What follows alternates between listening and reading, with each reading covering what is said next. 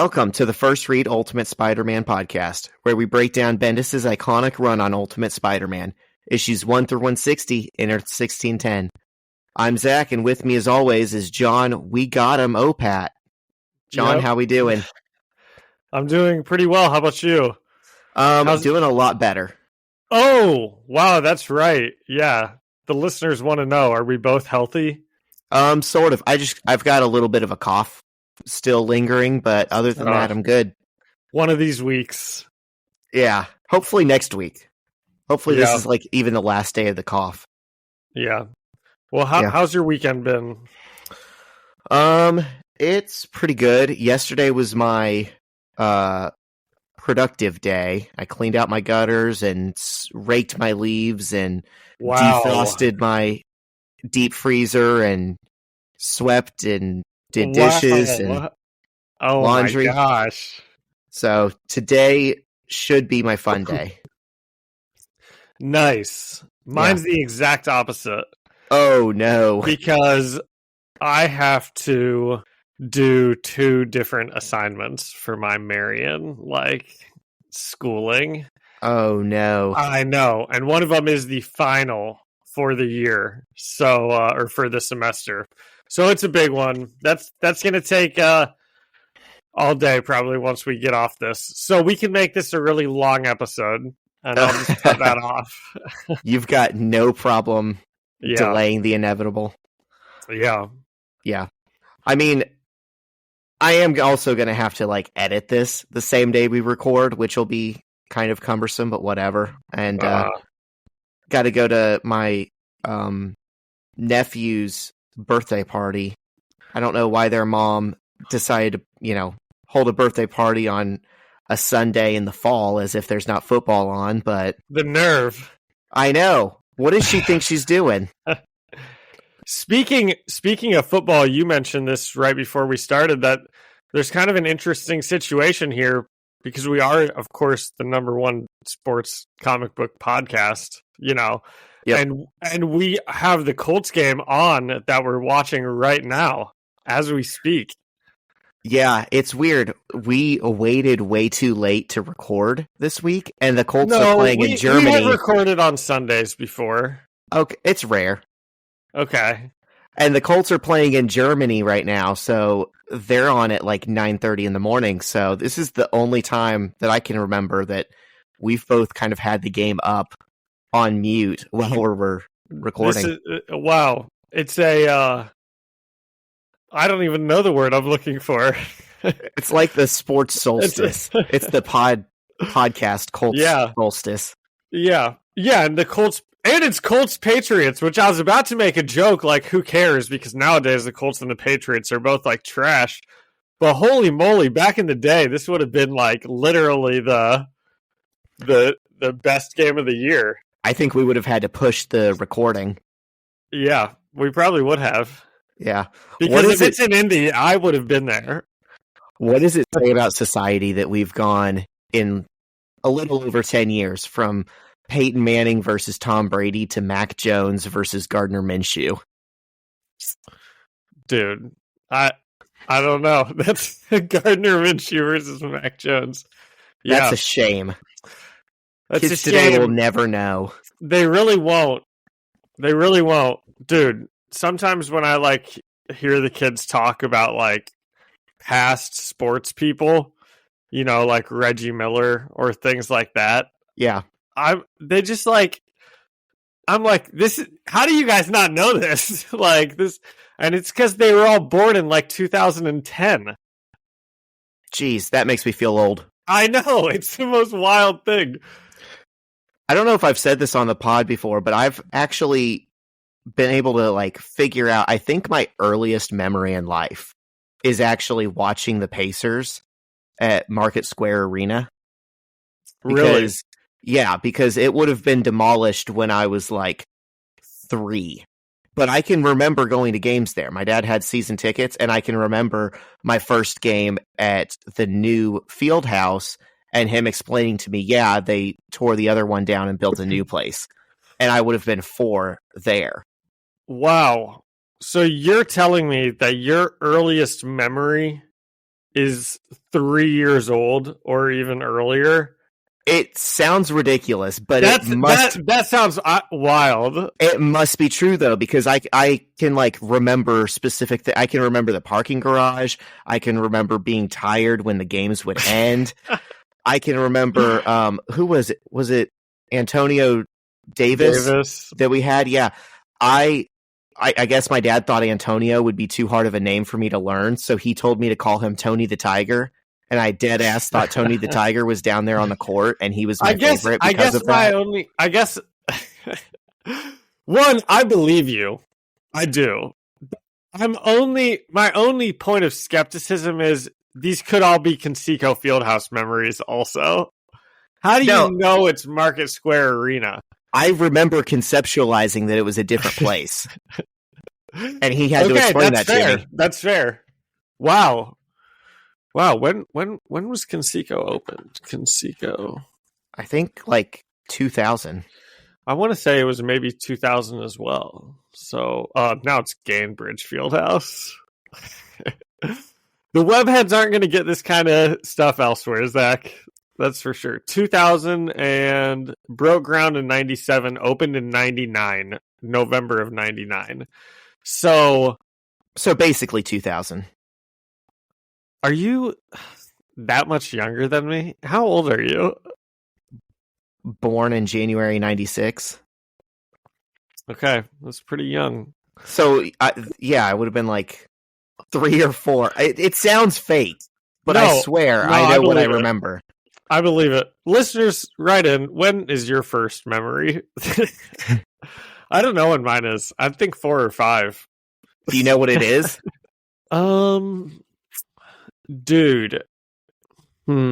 That's interesting. I bet it is probably something at my grandma's house. Like watching some of those old TV shows, like Little Bear. Was there a show? Oh yeah. Yeah, I remember that. Or it's maybe like being over there and playing like a Sega that she used to have. But I don't know. I might have been like 6 or 7 at that point. So that would be my earliest memory. I don't know. Well, this is your homework. Think on it and report back next week. Okay. Yeah, I definitely will. Do we have anything else, or do we want to get into the comics? No, I don't think so. Let's get into it. Okay. Here's a word from the Better Business Bureau.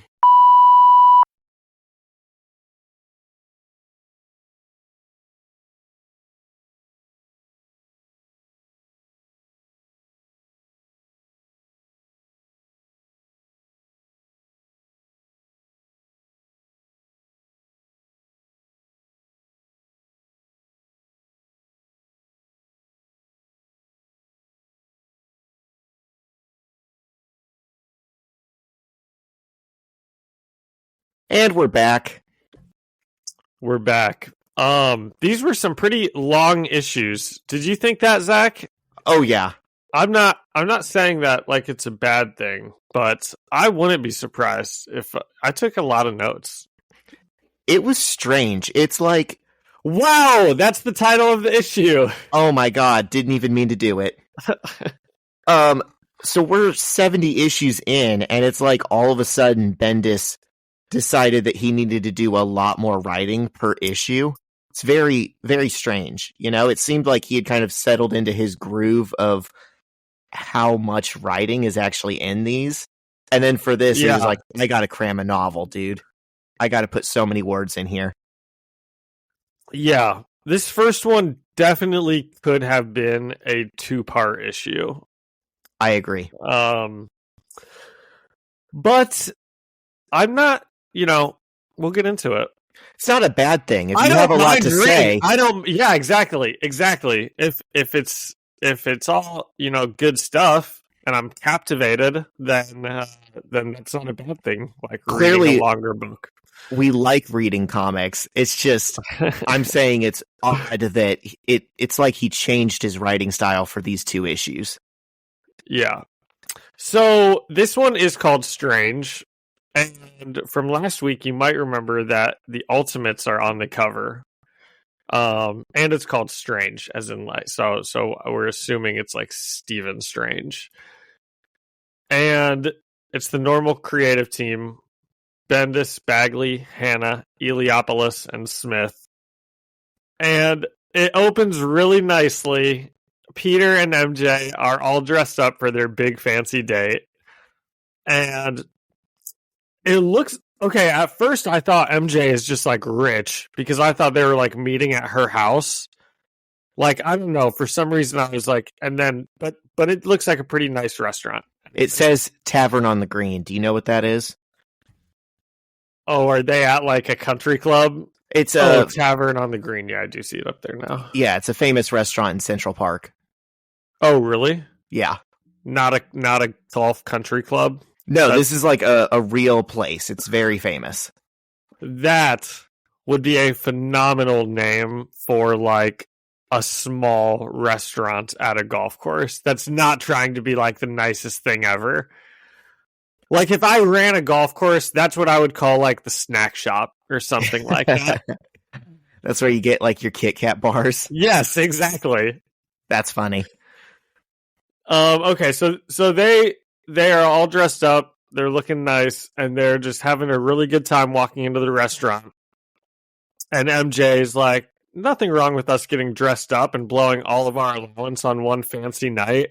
And then they both open up the menus and they get these wide eyes. And MJ is like, well, I guess I'll be having the soup. And Peter says that they should order lots of bread. And then they kind of start chit-chatting. And MJ is like, so tell me what happened to you. You said something about a magician? And Peter's like, I didn't even remember yeah, okay. And I'm hooked already, Zach. I'm like, what is going on? Something seems weird. Yeah. And just, yeah. I mean, obviously they want us to know something's weird, but they do a good job. Like, Peter's kind of drawn in shadows, and then you can just tell something's up. I'm hooked. Yeah. I think it's a mark of a good comic book artist when it's just like a talking head scene. People are just like talking over dinner. If you can make every panel look different and interesting and make us enjoy reading it, I think that's like really special, because the talking head scenes are the ones where you have to do so many of them, just to have a plot to the story, but they could get so repetitive if you're bad at doing them. And I think Bagley is among the best at scenes like this, because they've just got so much emotion in every scene, but it looks like natural and normal, and it varies. Yeah. Gosh, it is kind of crazy how many different people go into making a comic book, and like they're all so important in their own way. It's really not like writing a book where, there's like a writer and they write the book. Like, if the writing and especially the art are not both good, then like it's not a good story. Yeah.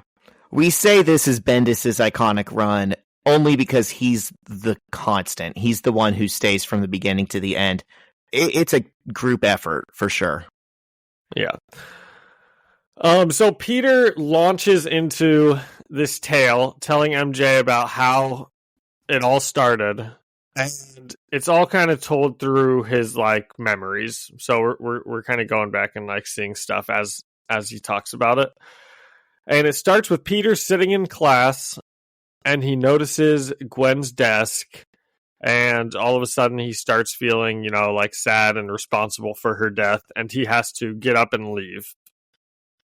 So he says then he put on his costume and he just went swinging around, and he stopped a pickpocket, but he probably spent more on webbing than he actually got back in the wallet, and the guy didn't even say thank you.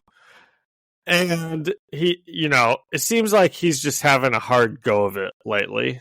Like nobody's being nice to him. Everyone's being rude, and he doesn't really like being Spider-Man right now. So he's like, well, I'll just go to the Bugle for a couple hours. At least I'll get some work done. And he's about to get there, and then bam, he webs right into the middle of a big Ultimates fight. And based on the hook of this issue about there being a magician and it being called Strange and knowing something's up, I still like didn't know if I should read this as like, is this all like a fever dream he's having, or did this stuff actually happen? That's what I'm not sure of. I think at this point, this is still like his actual memory of reality. Yeah, I think this stuff all actually happened. But I think there's like a little bit of doubt. There's like a kernel of doubt. Yeah. Okay. Yeah. Well, I believe that it actually happened. I think it probably did. Yeah. Because we kind of see later when the whole fever dream weirdness probably started. Actually starts. Yeah. Yeah. Okay. So Iron Man, Captain America, Hawkeye, Black Widow, and maybe Wasp are fighting like a half robot guy. And Peter's sitting up watching, and he's like, gosh. He's also like telling all of this to Mary Jane. Like the writing is basically he is telling her the story of his day. So I've kind of left a lot out, you know. And Zach, if I leave something out that he says, you know, feel free to add it back in. I think it's interesting. He does say, and maybe Wasp was there, but she's so tiny. So, but yeah, who knows? Yeah. And then she's right there in the art. We can see her. Oh, is she? Yeah. So she is there. He doesn't know. Oh, that's why I said maybe Wasp. Yeah. And there are some parts of this whole story that I think are like kind of goofy. Like when I think about, oh, this issue's really long, where could it maybe have been trimmed down? It's like in this story where sometimes I think it's like on the first page. He like really, I'm going to read the first part of it. It's hard to know exactly where the story started, but I know where I feel it started, in class, where I sat thinking about everything in the world but what our teacher was actually talking about. I don't even remember what the topic of the class was. I saw you writing your notes, your obsessive-compulsive notes, and I remember a wave of relief that at least I'll have your notes to look at for test time. I know what you're thinking. I can't believe this guy, an A student. How does he get all A's if he can't even pay attention in class?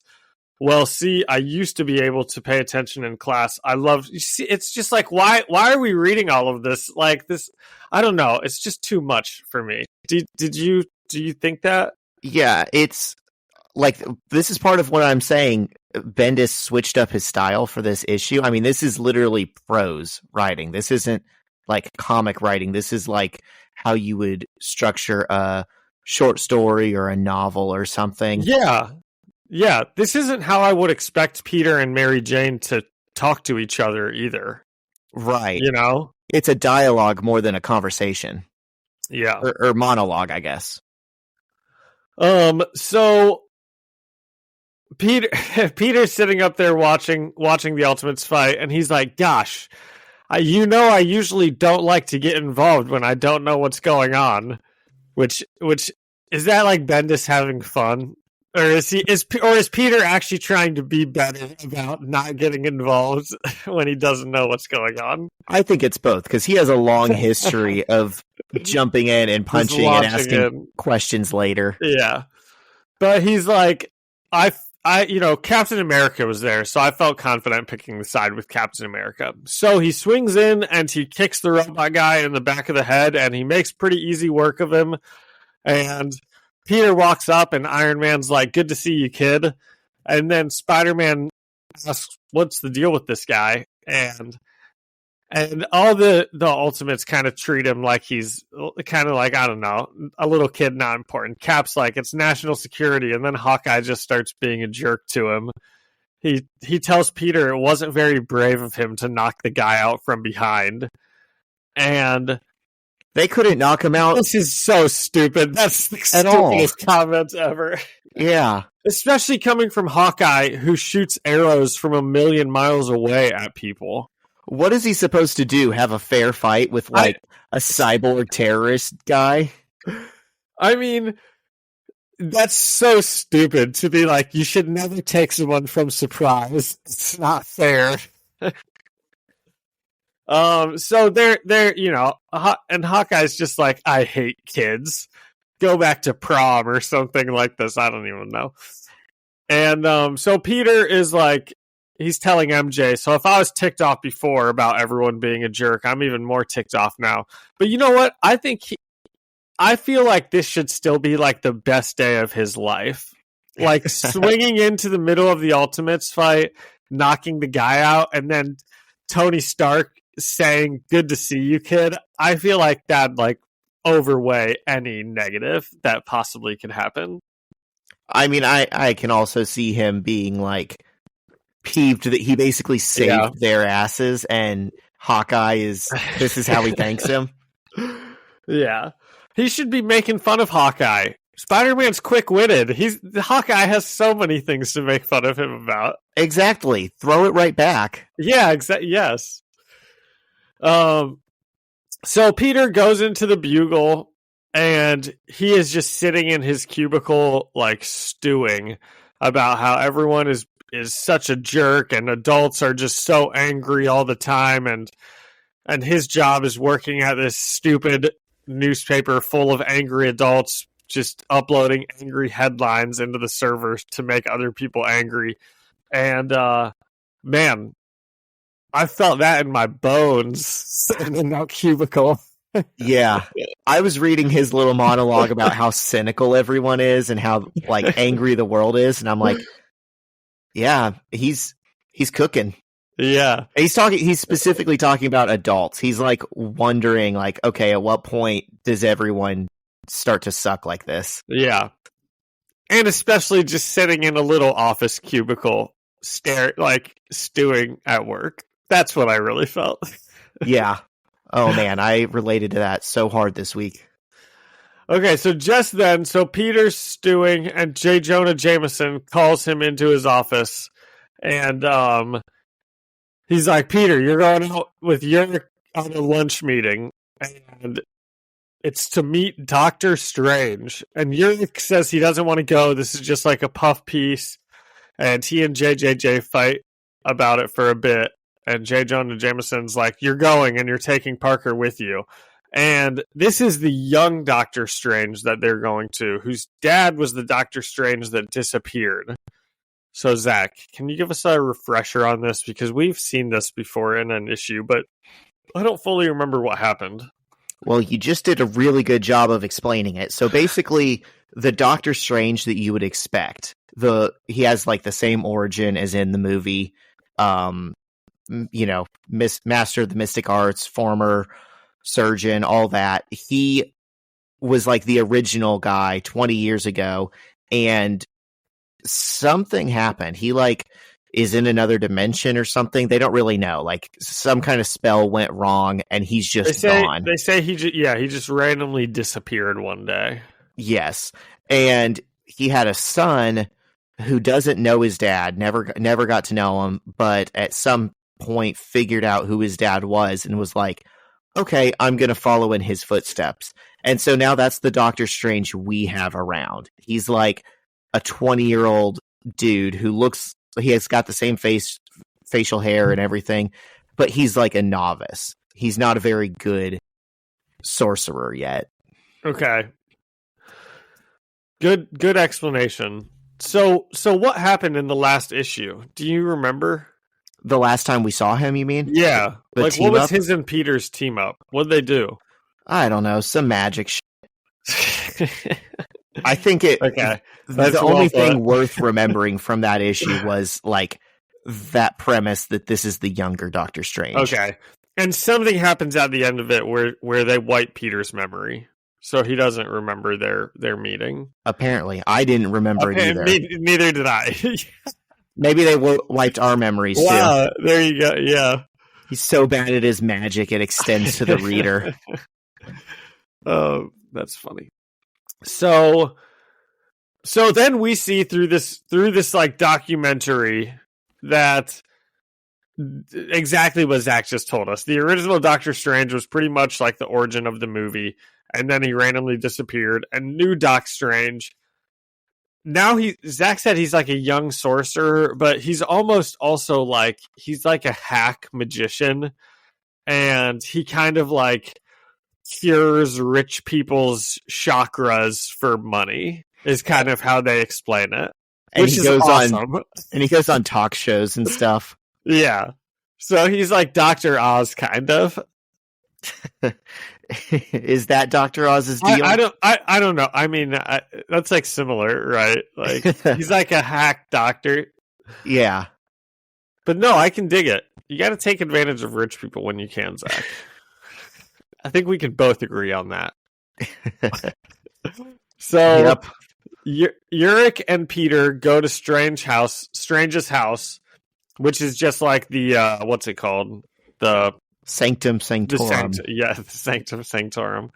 And they answer the door, or somebody answers the door, which maybe if I was paying closer attention, I would have known it was Wong, but I did not know it was Wong. And he's like, this is a bad time. The doctor's unavailable. And he slams the door. And as he slams the door, Peter's spider sense goes off. So Yurik and Peter turn to go home. And Yurik's like, I thought this was so funny. Yurik and Peter are about to get in a cab to leave together. And Yurik's like, where do you have to go? And Peter's like, Queens. And he's like, you are on your own, man. That is the opposite direction. That is like so irresponsible to leave a child out to just get in the cab. But in his defense, he says you cool, but he does say that after he says you're on your own. So it's like he's already made up his mind. Even if Peter says no, I'm not cool, he's like, okay, well, I'm not your babysitter. Yeah. And it works out because Peter wanted to stay anyways, because obviously his spider sense went off. So Yuri gets in the cab and Peter throws on his suit and he goes to check out the Sanctum Sanctorum. And he sees Strange and this other person, or what appears to be Strange and this other person fighting. And then we cut back to Peter and MJ's dinner. And MJ is like, wow, that your life is just so amazing. Do you ever like think to yourself that like everyone else is having a normal life and like you just have like this amazing life? I mean, what? You're only 15 or 16 years old, right? And it's just, you know, we just know something's up with MJ. And Peter's like, huh. Is this when he says it? I don't know. I kind of mixed up my MJ and Peter conversations, but anyway, it's just weird. You know, Peter can kind of tell something's up with her. He's like, why'd you say that? You know, I'm 15. And she's like, oh yes, of course. I'm just speaking, I'm just speaking rhetorically. Yeah. Like, which is sometimes what people do, you know. It's a little like weird. 30 or 35 years old and, you know, I don't know. I guess you wouldn't say that if you actually knew how old someone was. Yeah, right. I mean, it's definitely weird. Yeah, you wouldn't do that to your partner. You'd be like, hey, you're exactly this age. Yeah. Yeah, something's up with MJ. And, you know, Peter's now investigating, like, some magic thing. It's probably all related. So, Peter breaks up the fight as the bad guy grabs this like glowing stone, and then everything kind of goes black, and I put it goes black and it goes weird. I cannot tell what that is supposed to be an image of on page 20. Yeah, you just get like a partial view of maybe a creepy face or a dagger or something. Is it a I don't. Yeah. It looks like a carrot with hair. It's kind of a Rorschach test, to be honest. It's just sort of a blob that you can interpret as something, but I'm pretty sure it's supposed to be scary. Yeah. And everything goes black. And then we cut back to the dinner. And MJ asks how the fight ended. And Peter's like, I guess I beat up the bad guy and saved the day. I mean, I must have. That's what I always do. And at this point, he like knows something is obviously wrong, and MJ becomes kind of all demonic looking, and she yells at someone to grab him, and he gets grabbed by people behind him. And on the next page, he's being held by Uncle Ben and Gwen, and all of his villains are around him. And MJ tells him that he's having a nightmare, and it's never going to end. Do you want to? Yep. Go on. Favorite thing about this image of like I was literally about to ask, do you have any particular? So yeah, there's a lot of villains nearby. It kind of looks like maybe Kingpin is turning into Venom. Like all of this stuff is getting mixed up and tangled. It's just a hodgepodge of his worst fears. It's without context. So like Kingpin is turning into Venom, and there's all these bad guys, and there's like a big scary spider, like a literal man-sized spider thing. But the best parts are up in the top corner. The Green Goblin is marrying Aunt May, and Doc Ock is making out with Black Cat for absolutely no reason. Those were the two I was going to mention also. Yeah, it's pretty funny. And also there's like some random like Kong and Flash heads up in the corner just like laughing. Yeah. It's very good. Like AI could not do this. If you were like, hey, show me Peter Parker's nightmare, they would never think to have Doc Ock and Black Cat make out. And Aunt May and Norman Osborn. Yes. It's Norman as like the fiery Green Goblin, and Aunt May in like a nice wedding dress. Okay, so do you have a grading scale? I have out of glowing crystals, but I don't know. You could also do out of, Aunt May's marriages. Out of 5 Michelin stars. I'm pretty sure Tavern on the Green has Michelin stars. No. Okay. Well, I mean, I guess if you want to do that. I had out of glowing crystals. Okay, 10 glowing crystals it is. Or glowing stones, maybe, or whatever I said earlier. Yeah, whatever Wong has in his hand. Yeah. You go first. Man, I don't know how to... I guess a 7.5 out of 10 glowing crystals for this one. I definitely think the slow build to the ending, like last few pages, is very good. It's very fun. Yeah. You can tell something is, afoot. Like you said, there were some parts where it just kind of took a while to get there. Yeah. Okay. I'm going to give this one... I'm really debating here, but I'm going to give this one a 9.5 out of 10 glowing stones. Wow. I know. I really liked it. I thought it was pretty captivating from beginning to end. It did take a long time to get through. And obviously when we're taking notes on it, it takes even longer to get through. But I was like, if I wasn't taking notes on this, I would still burn through this so quickly, because apart from like that one part of the memory that I like read, I don't think any of the other parts drag. It just drags getting into it, kind of. So that's why it lost half a point, was for like that one like page. But I thought it was a really good one. It's got to stick the landing in the next one though. Yeah. I think it's funny that last week you were so excited because it's got the Ultimates on the cover. You're like, yes, are we going to get the Ultimates? And we did get the Ultimates. The Ultimates came in, and Doctor Strange came in. For a second, I thought like none of them were going to come in, and it was going to... But this wasn't a dream about the Ultimates. It was a real thing. I thought you were going to be disappointed because it's kind of...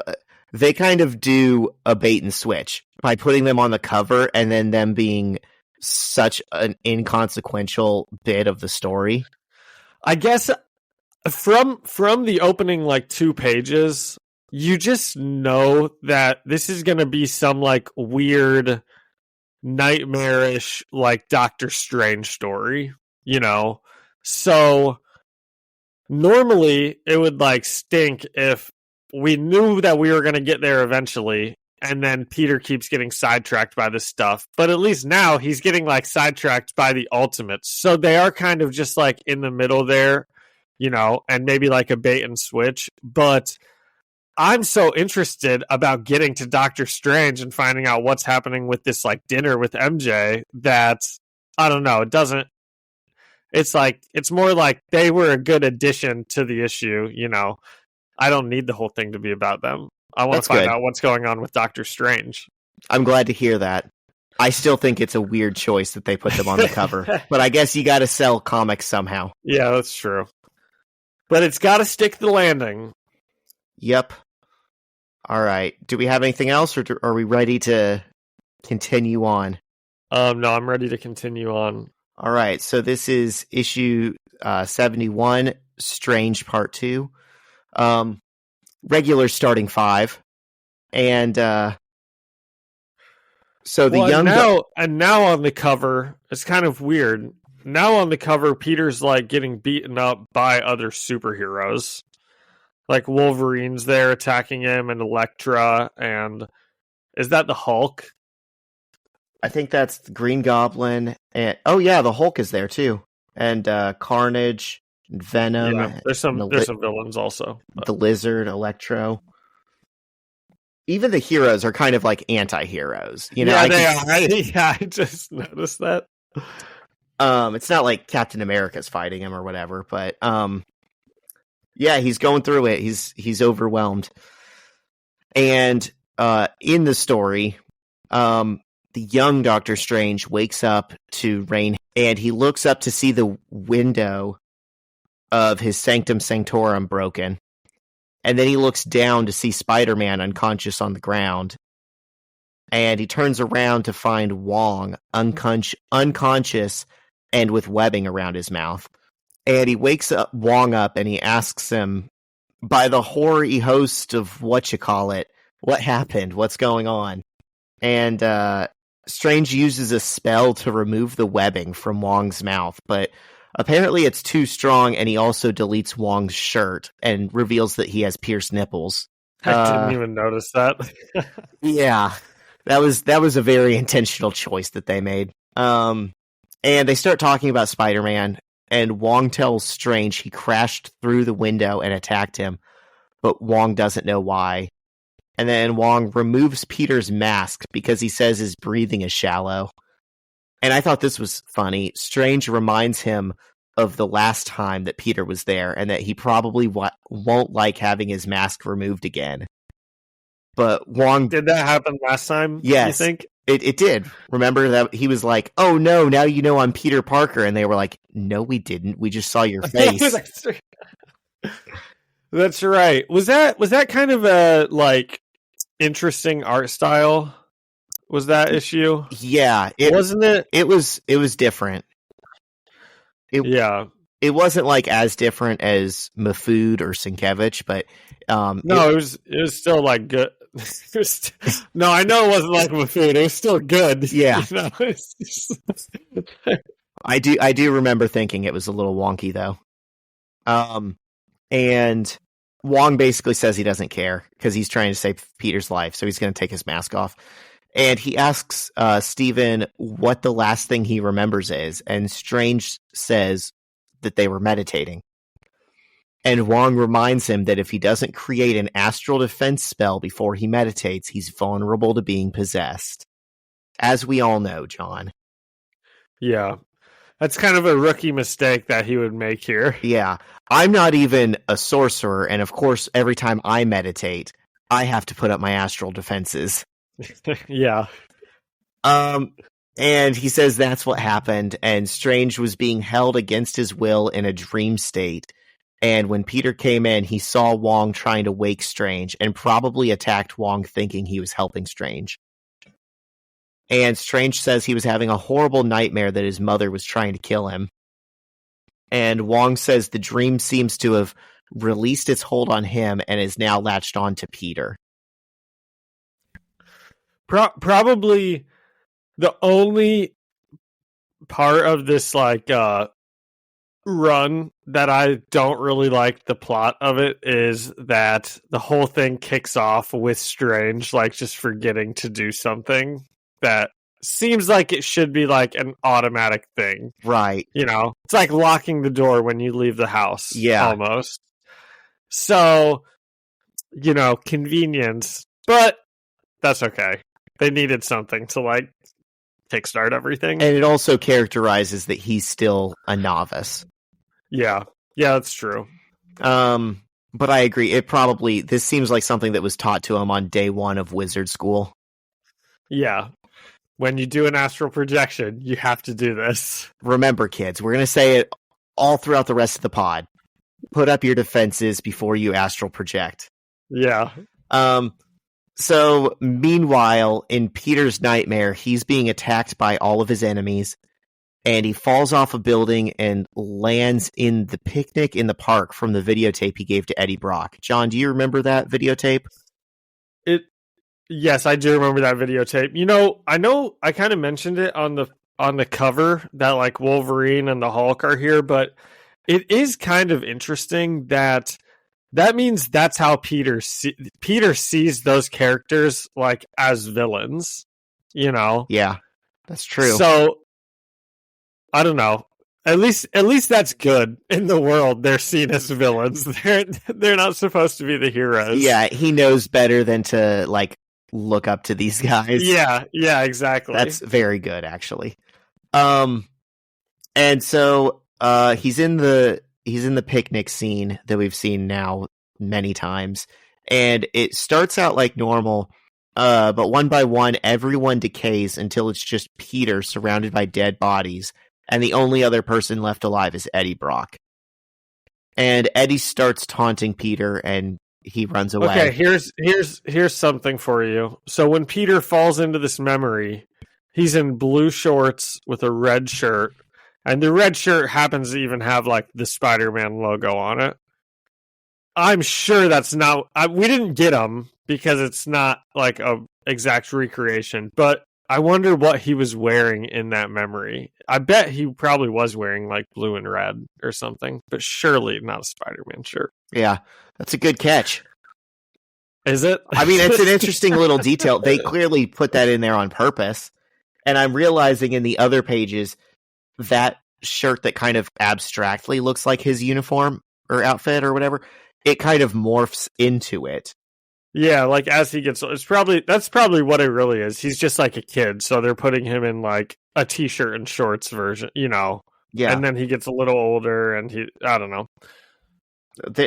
I think it's interesting. There's like a middle form where it's like still a t-shirt and shorts, but it's the blue on his sides is kind of seeping in. It's very cool. You can tell that like his clothes are morphing, and this isn't just one mistake after another. So yeah, Eddie taunts Peter. Peter runs away. Peter comes across Gwen dead, face down in some water, and Harry Osborn walks up behind Peter and says, "Gwen can't hear you. She's dead. If you wanted to talk to her, all you had to do is ask." And Peter asks Harry what he means and how can he talk to Gwen. And Harry kicks him into the water too. And it's like he's struggling and maybe drowning. And back in the real world, Wong and Strange are reading ancient texts and trying to figure out what's happening. But also when he's like struggling and drowning kind of in the water, we see this like big scary face of, is that Nightmare? Isn't that like a villain? It is. Name? Nightmare. Good job, John. Yeah. Thanks. And so we see his face in a big panel, and he says almost. He says it twice. I wonder what he's like building towards saying. Like this kid's almost dead, he's almost mine. No, I think it's because we are about to find out that like once he gets strong enough, he can like come into the real world. Oh yeah. So I would imagine he's like saying that. Yeah. You're right. You know what? You're right. That actually makes way more sense. I should have saw it. Good job. Thanks, Zach. So they figure out that Peter is being haunted by Nightmare. They never say his name in the issue, but that is who it is. Yeah, and they mention a couple times like people having nightmares or like they were taken over by a nightmare or something like that. Yeah. It's not subtle. If you even know that this character exists, you know this is who they're dealing with. And they figure out it's an entity that feeds off of people's fears in the dream dimension. And we see the art style change as Peter wakes up in a sweat. And it's still like done by Bagley, but I think it's just digital inks and digital colors. So it looks like something is off. And so Peter wakes up, he's freaking out. He's like, oh my God, I just had a nightmare. And we see Elektra standing over his bed with her knives. And she says, what's the matter, sweetie? Nightmare? Did you ever hear that if you die in your dreams, you die in real life? And she steps out of the shadows and has Mary Jane's face and throws the knife at him, saying, it's true. And suddenly Liz and Gwen are holding Peter's arms back as the knife goes through him.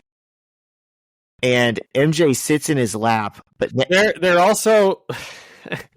I just thought this was funny.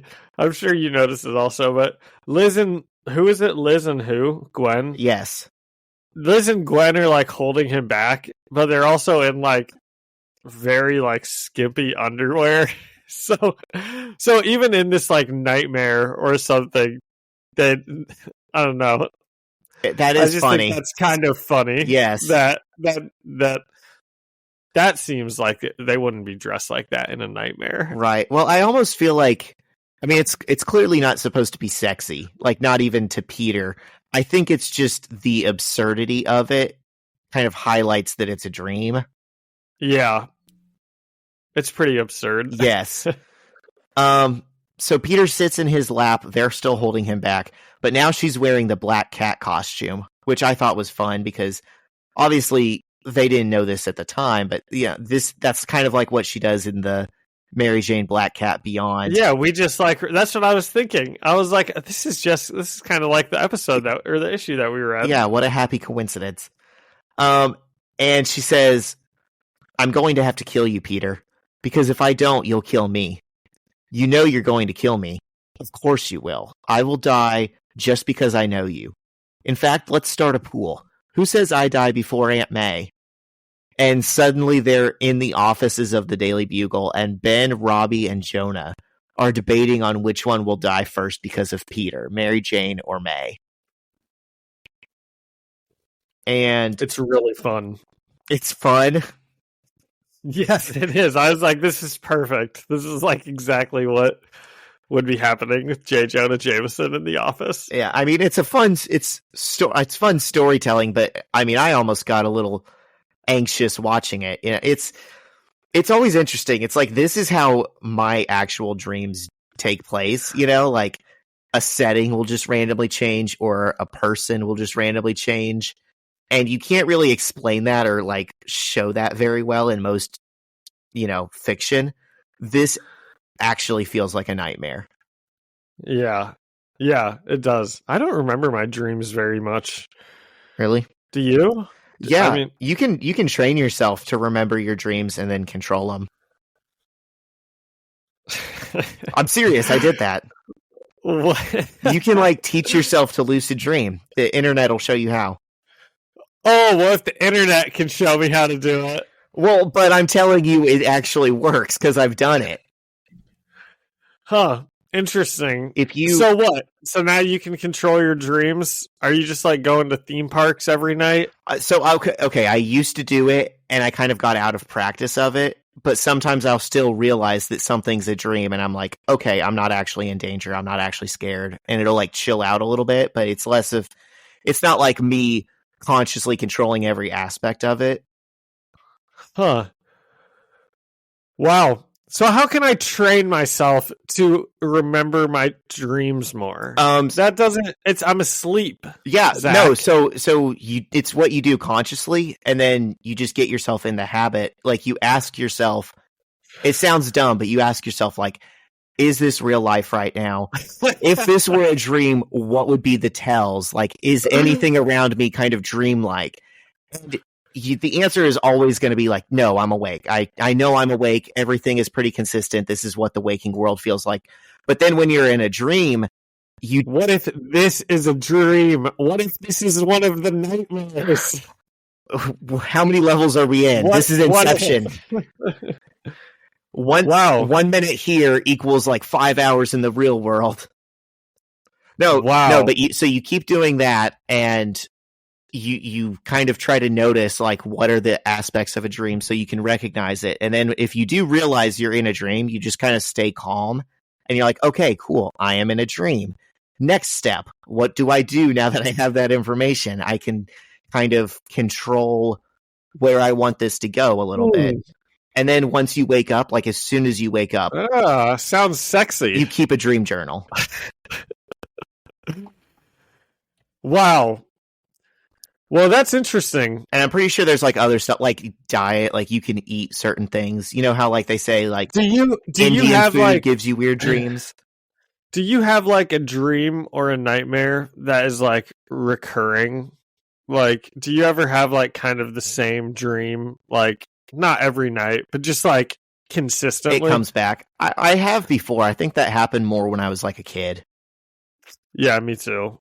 Yeah. I have a certain type of dream that comes back, which is like waiting for something that never happens. Like I'm in a line that I can't get to the front of. Oh my gosh. Or I'm at the greatest concert I've ever dreamed of. But the band never comes on stage. Those dreams suck. Okay. I just remembered as you were saying that I had this dream maybe like 2 or 3 nights ago, and it was like causing me so much like anxiety, like in my dream, you know, what was because it?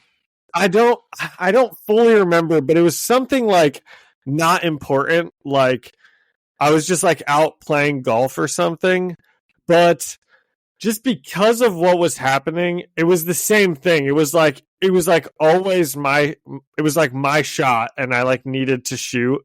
But like something kept happening where I was like never able to actually do it. So I was like holding up everyone, and like, you know, I don't fully remember, but it was like kind of like that, where it was just like, you know, something small, but I just couldn't like do it, and it was really stressing me out. And then I woke up and I was like, oh, phew, it's just a dream.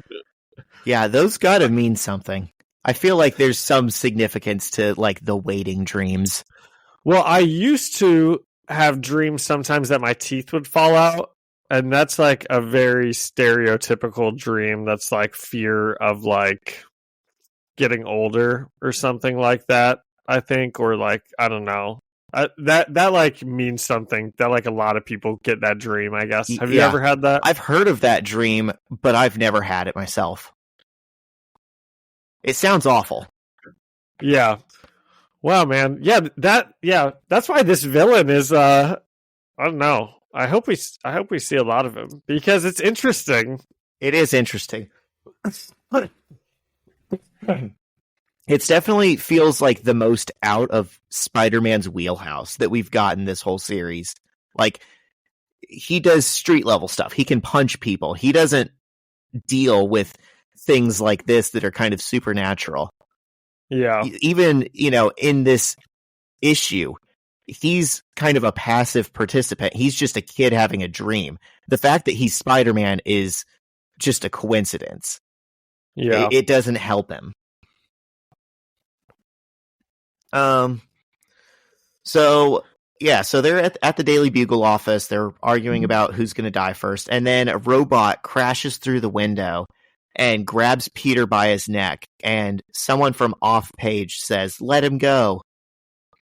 And we flip the page, and the art style is back to normal. And that's like especially fun. This is why I like that, like robot death pool or something, because Jameson's like, I'll do 50 on Aunt May, and then Robbie's like, no, it's the other person. And then I think Ben Urich is like, you guys are both wrong. he's going to die before either of them. A giant robot's going to grab him and throw him into outer space or something like that. So then this like robot immediately crashes in, and I think Jameson's like, well, when you're right, you're right. Yeah, that it is pretty funny. So Doctor Strange has entered the chat, and he says, wake the boy up and let him go. He's talking directly to Nightmare. And the robot turns into Aunt May and says, how did you enter here without pass? And Strange attacks her with a spell, and then May changes into the Green Goblin and says, I am done with you, sorcerer. This place is mine. This boy is mine. And Strange just keeps applying spells, and Nightmare turns into Mary Jane. And still holding Peter by the neck says, young mystic, it is you who opened your dimension to me. And now you stand in my way. Give me this vessel so I can birth myself into the corporeal plane, and our quarrel will be forgiven. And Strange, he just keeps not saying anything. He just keeps doing his little magic with his fingers. And he hits Nightmare with a big spell, and suddenly Doctor Strange Sr. appears and says, my boy.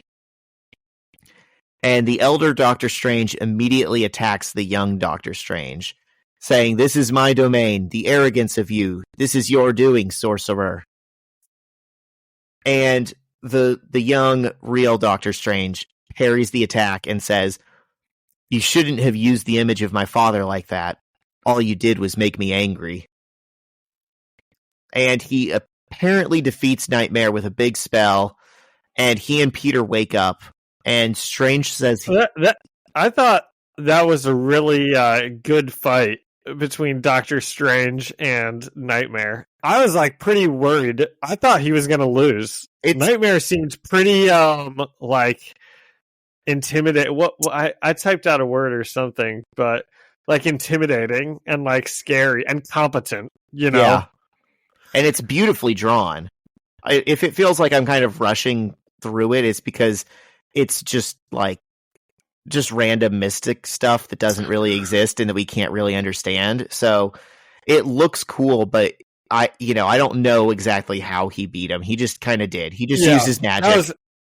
That was the only like bad part about it was, Doctor Strange just like does something and then they've like won, and you don't see Nightmare at all, and you don't really see what happened. It's just like, so that was the bad part about that fight. The whole fight was good, and then the final page, it's like, wait, what happened? John, I hate to tell you this because I know it's like your favorite thing in the world, and we're about to do a bonus episode on it, but that has always been my greatest stumbling block at getting into Doctor Who. Is it feels like every episode there's a bad guy that I don't understand. And then he runs around the TARDIS pulling levers and chains and pressing buttons and talking British really fast. And the music gets really swelling and, important. And then somehow he decided that he beat the bad guy and he says a little catchphrase and the bad guy just blows up. And I have no clue what just happened. And that's like every episode I've ever seen. Well, when you watch a Sherlock Holmes thing, do you just think he runs around and then eventually stuff happens throughout the episode, right? But apparently I'm not picking up on it. Like with Sherlock Holmes, it's rooted in like real life. He's like, yes, I noticed this knife was missing from the knife block, and and then it's like with Doctor Who, he's saying words that don't exist in our world. He's like, oh well, the glurb glops. From dimension, reverse the polarity. I know it's a good show. It's just, for me, that is always the part that I don't understand. Well, just because it's my favorite show doesn't make it a good show. It hasn't been good in a number of years. Okay. But it is. But David Tennant comes back here on November 23rd, 11 days. Can't wait. Neil Patrick Harris is going to be in it, and is he a doctor? Someone named No, he's going to be like a big villain. And actually, it's funny that we're talking about this because I actually think he's going to be similar to this like Nightmare thing. He's called the Celestial Toy Maker. Ooh, that's creepy. And I'm pretty sure he can like kind of trap people in like, Nightmare toy I don't know. I'm not sure exactly, but it's something similar. So when I was reading this, I was like, oh, I think that's what the Doctor Who issue is kind of going to be episode. Nice. Anyway, are you going to watch it? I might.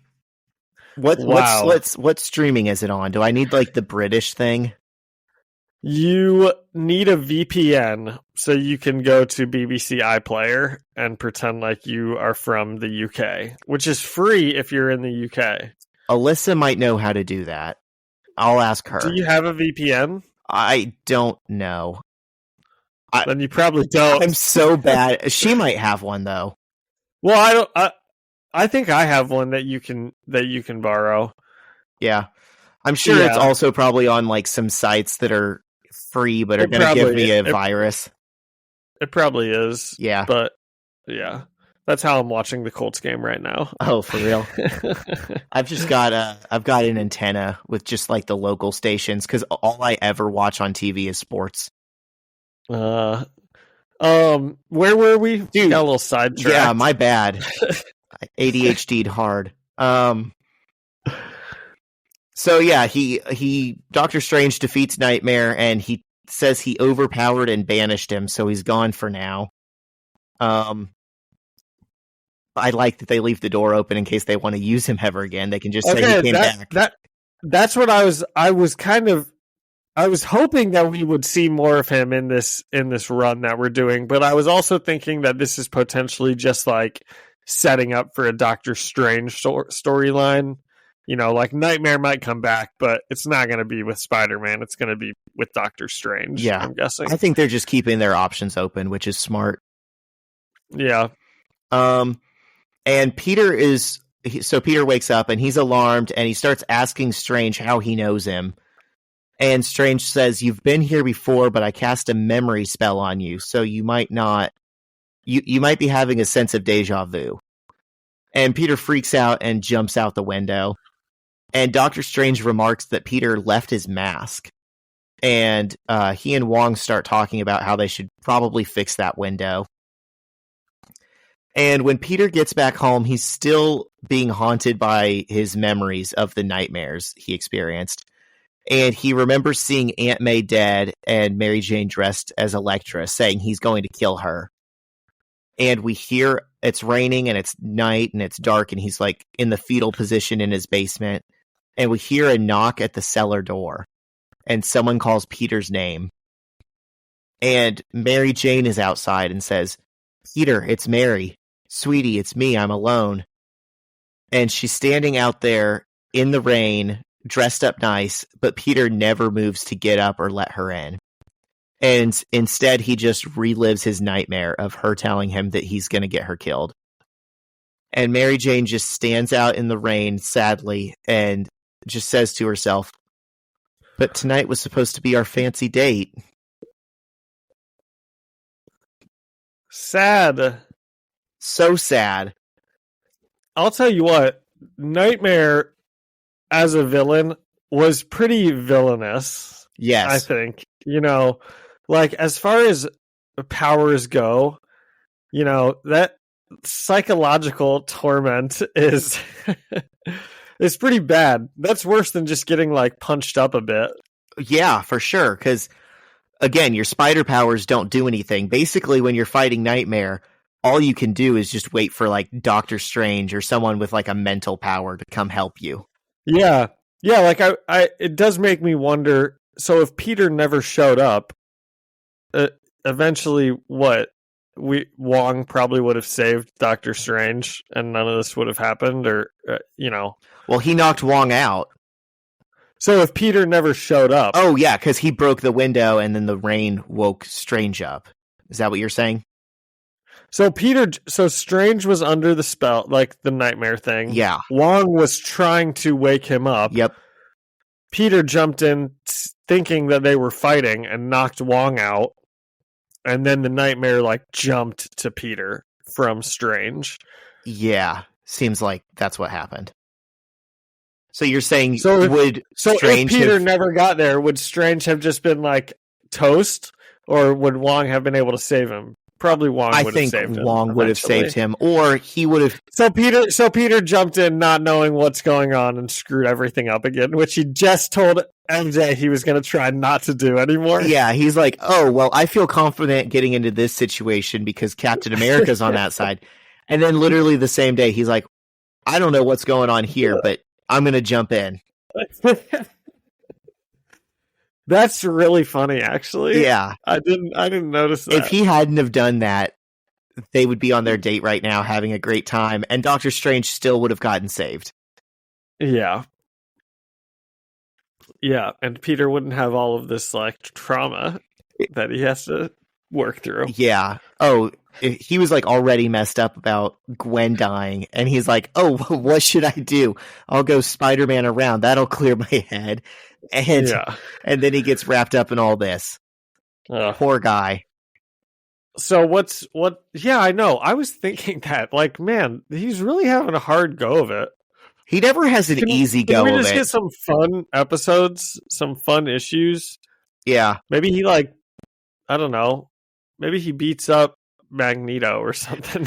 I love how we were the ones a while ago that was like, Gwen's death should matter. It should mean something. Okay. This guy needs to suffer for a while. He needs to not be Spider-Man.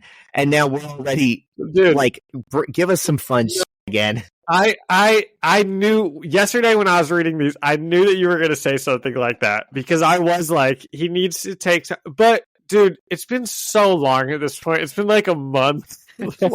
like a month. You gotta, you know, you gotta get over it. No, just kidding. They've all been good, but I wouldn't have minded seeing Peter and MJ actually go out on their nice date. Right. You know? That was kind of cute how that started. You want to root for these crazy kids to make it. And just with every passing Spider-Man nonsense, it's looking more and more like they won't. It is. So what's the rating system here? Oh yeah. I said 6 out of 10 dates ruined by superhero nonsense. That's really good. And that's not because I don't like this story overall. I think the first issue did a lot of the heavy lifting of like building up the suspense and stuff. And then obviously it just makes me sad that he blew off her date and left her standing in the rain. But then he didn't blow it off. That's exactly what he did.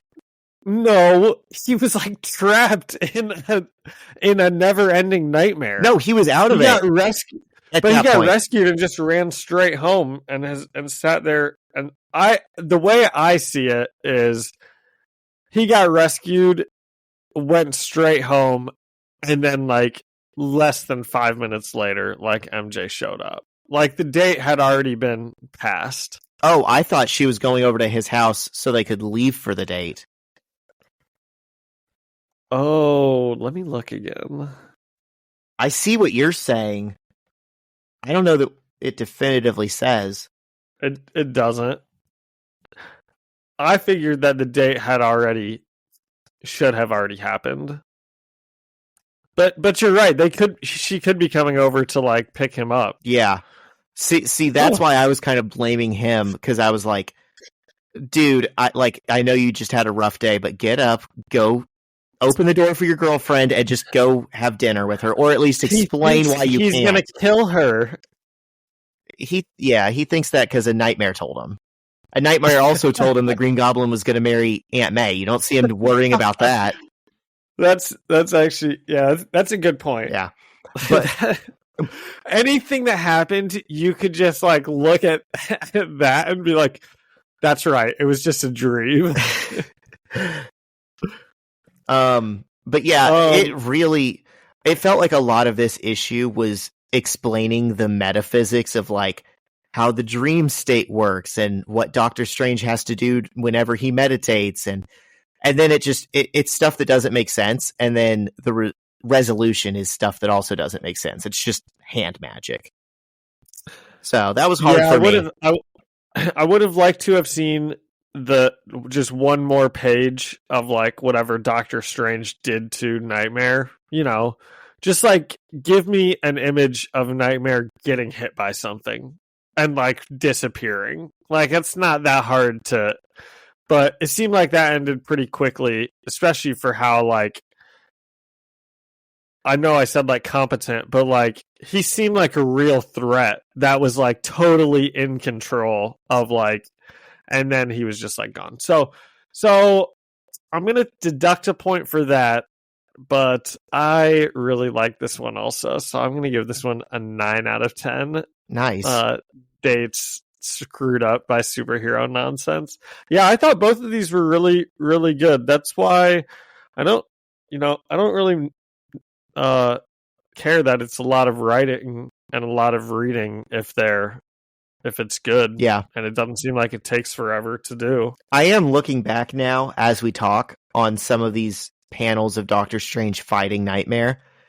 And I think maybe I didn't give it enough credit for how cool this art is, because, I mean, it's like a, it's a metaphorical battle. It's not literally what's happening. It's kind of gives Bagley free reign to just draw whatever the coolest thing he can imagine is. And he delivers. Yeah. Well, some good ones. You didn't think so, but I did. I liked the arc overall. I just think the first issue was a lot better than the second one. Yeah.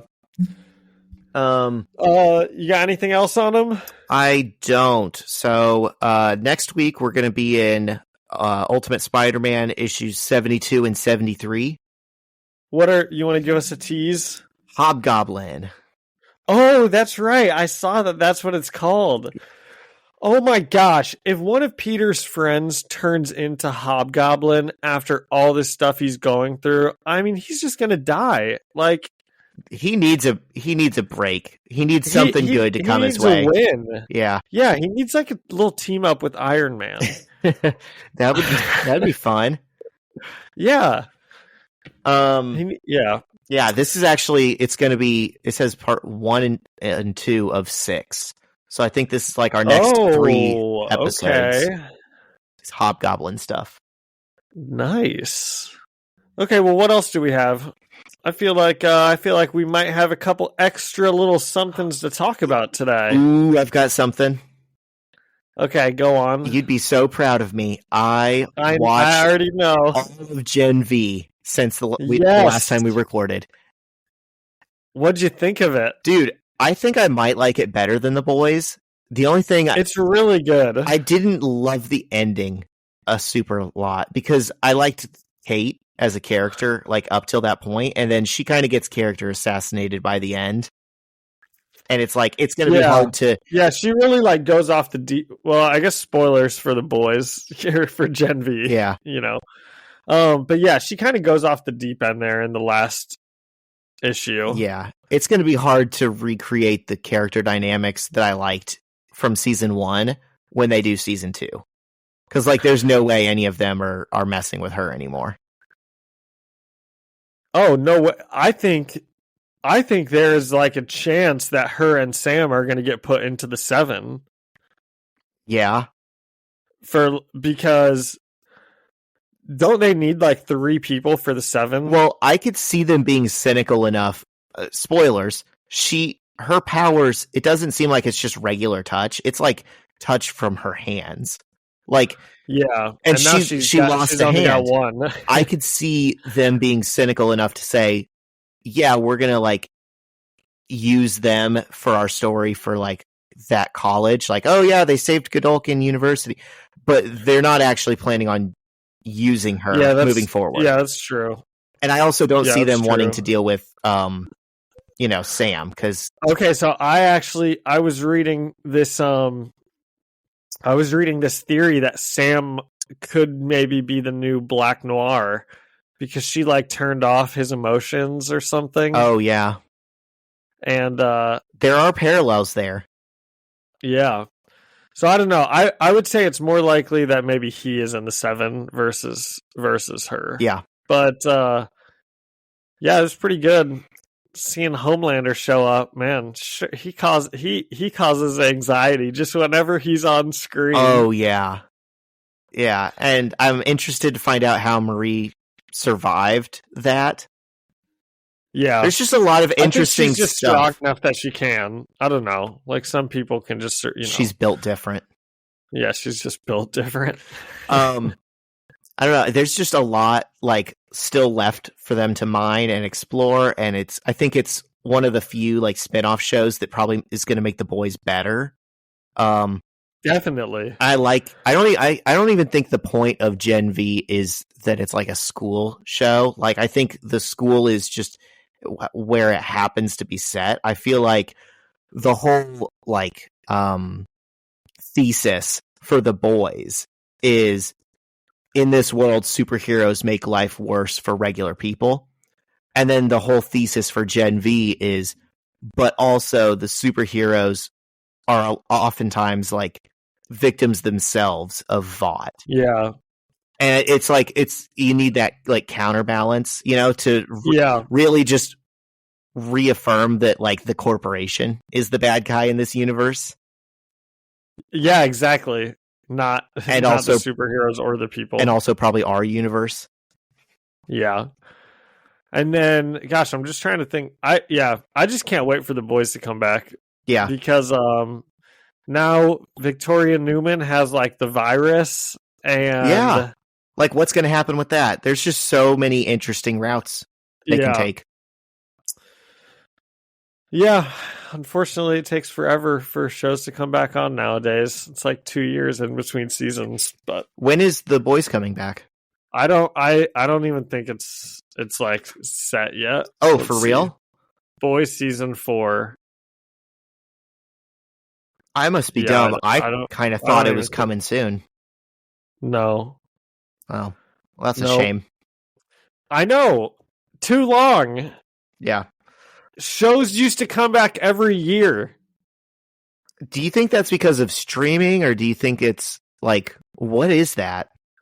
I think it's because now in like shows, they usually have like bigger actors, and those actors want to do like other things. Yeah. I don't think Carl Urban cares about The Boys like that much to where he will not take other roles because of it. I think he just sees it as like, which is fine. This isn't a bad thing. Right. But he just sees it as like, yeah, it's just like his role. That's a job. And yeah, it's a job, but I don't want to lose out on other jobs because, so, they have to, now they film around their schedule instead of like making the schedule. Yeah, I can see that. That makes sense.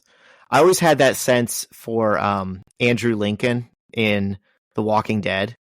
Like, it seemed like he was the least excited person on that show to be on that show for years and years and years. But he's like the main star, the main guy, the main character. And, I that's why I was so mad when they killed off Carl, because I was like, you've been building him up to be the new leader. And clearly Andrew Lincoln is like not going to stick around very much longer. So now what are you going to do? And like a year later, he left. I never have watched one episode of that show. Yeah, I could see your face just glazing over while I was saying that, and I was like, "Oh, but I can still appreciate what you were saying." Yeah, but who's Carl? His son, right? Yes. Yeah. Okay. Because I saw all the memes. I remember. It was so dumb. They made the whole show could kind of be seen as like, oh, this is the development of Carl. We're raising Carl to be like, the man of the house. He's going to take over the group when his dad dies. It's like a coming of age story, kind of. And in the comics, that's exactly what happens. Is eventually Rick he's like the main character, and then eventually he dies, and Carl takes over the group. And they screwed over the actor so bad, Chandler Riggs. They told him, yeah, we have big plans for you. You're going to be like our guy. Like the next 7 years of this show is planned around you. And he's like, okay, awesome. I'm going to not go to college next year. I'm going to delay my enrollment in college. I'm going to buy my family a house in Atlanta so that I'm nearby where we film. And I'm going to, plan my life accordingly. And he was like 17 years old. And they killed him off because you have to like pay an adult actor more than you pay a child actor. And there was and they were just like, we're not going to deal with him now. 18 or something. Yes. Oh my gosh, dude! These freaking movie studios, TV studios, they did him so dirty. That's bad. Yeah. Anyways, the man. Yeah. Yep. Okay, I got a couple other things. What do you got? Talk about. I'm so glad you watched Gen V. Yes. So my sister and I went out and saw the Marvels last night. Yeah, how was that? Are you interested in that at all? I'm gonna see it. About the MCU and everything that's. Yeah, I'll watch it eventually. Yeah. I thought it was pretty good. It was like fun. There were some parts that were silly. Yeah. But it was as good as all of the other trash the MCU's putting out these days. That's about what I was expecting. No, I mean, I think it's as good as like Quantumania and Wakanda Forever, and it's probably better than Love and Thunder. Dude. Because although I love Thor, I thought that movie was just not very good. How can you say Quantumania and Wakanda Forever in the same breath? Like they're even in the same. They are. No, Quantumania was bad. Dude, I just rewatched it the other day. Why? I don't actually think it. I mean, it's not good, but but it is fun in the same way that the Marvels are fun. And like Jonathan Majors is awesome in it. And it's pretty silly when all the ants come back and attack him at the end. But I don't know. And Wakanda Forever, yeah, it was fine, you know. Yeah. I just don't. Maybe you're getting a little. Maybe you're skewed on Wakanda Forever because we all want to love it so much because it's like Chadwick Boseman and everything, and you know. No, I mean I'm not. I don't think it was like the end all be all of like, oh, the MCU's back, baby. Like a lot of people were saying, oh, this is like an Oscar nominee worthy movie, and I'm like, no, it's fine. They tried their best without, you know, in a hard situation, but it's just a fine movie. But Quantumania, I don't remember enjoying a second of. Well, do you want some spoilers for Miss Marvels or the Marvels? Do you care enough that you want me to tell you what happens, like in parts of it, like the post-credit scenes and whatnot? I do. I don't want to spoil too much of it, but tell me this: is there like any X-Men stuff? I know people were saying there might be. There's a post-credit scene. That's the only part. That's the part that I was gonna like tell you about. What? Okay, what is that? Okay, so I have to spoil it. I have to spoil parts, like one part of it. All right, listeners, plug your ears. Okay, well, we kind of already spoiled it with the X-Men. But, so, Monica Rambeau, or Marie Rambeau, whichever one the daughter is. Monica. She gets trapped, like, in another universe at the end of it. And she, like, wakes up, and the doctor comes walking in, and it's, like, Beast. In, like, Beast form. Interesting. Like Kelsey Grammer like, or blah blah blah blah. No, not Kelsey Grammer. That would be awesome. Nicholas Hoult. Not even Nicholas Hoult, I don't think. It's just like a different. It's just like a Beast in Beast form. They found a third guy. You're just like, oh, it's Beast. You know, I don't think it's anyone that we've seen before. That's interesting because I thought there was some rule that they couldn't recast them. Okay, now that I said that, I remember that also. It's like a certain amount of time. Yeah. Before. But so I don't know. Maybe it's like Nicholas Hoult, and he's just in Beast form, so I didn't like fully recognize him. Maybe no one cares enough about Beast to police it. Exactly. And then in the other universe, her mom is like the Captain Marvel, but she doesn't know who she is. She didn't have any kids, I guess. Gotcha. So anyway, so that's the only X-Men stuff. Well, that's good. I didn't actually want it to be like a big X-Men heavy thing. I want the MCU to leave X-Men the hell alone.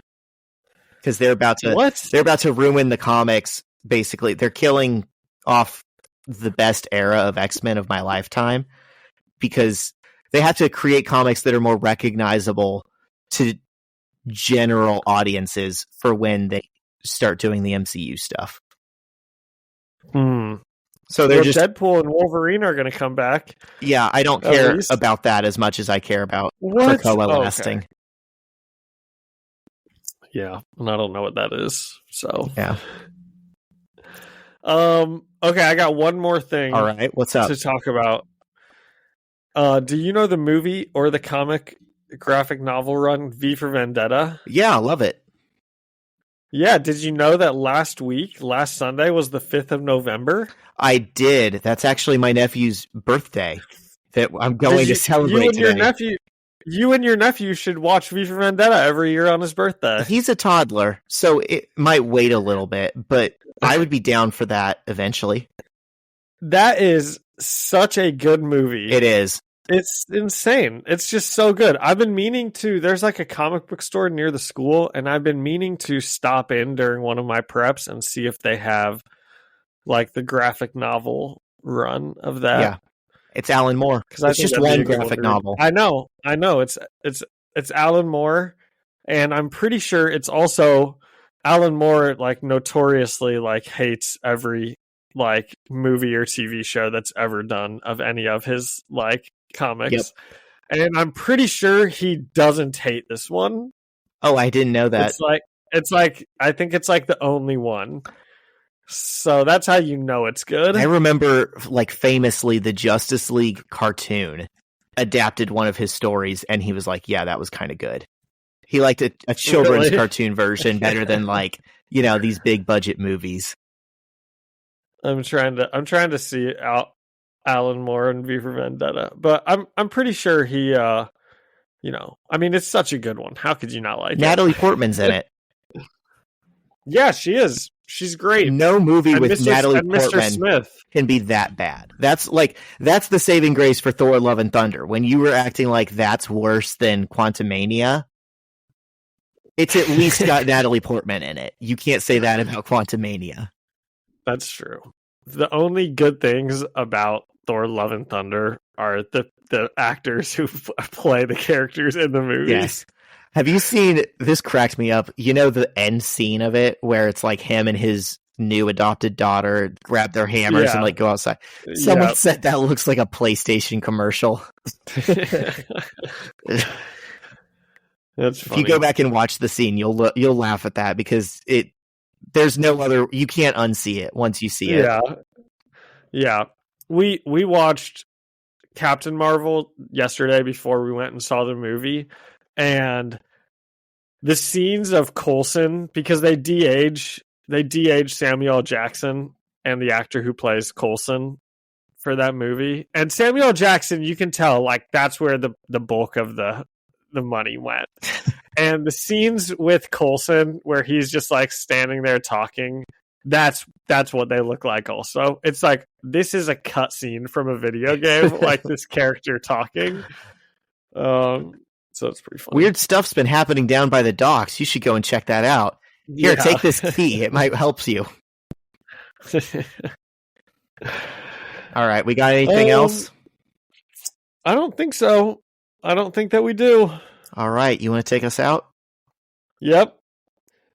Thank you to Ian Hickey for our music and Alyssa Seaman for the artwork and for being our correspondents on the ground. And thank you to all of you guys for listening and leaving us a review or a comment. You can find us the First Read Ultimate Spider-Man podcast on Spotify or Apple Music or anywhere you listen to podcasts. And you can come chat with us on Instagram at First Read Podcast. Send us an email at firstreadspidey@gmail.com or find us on YouTube, First Read Ultimate Spider-Man podcast.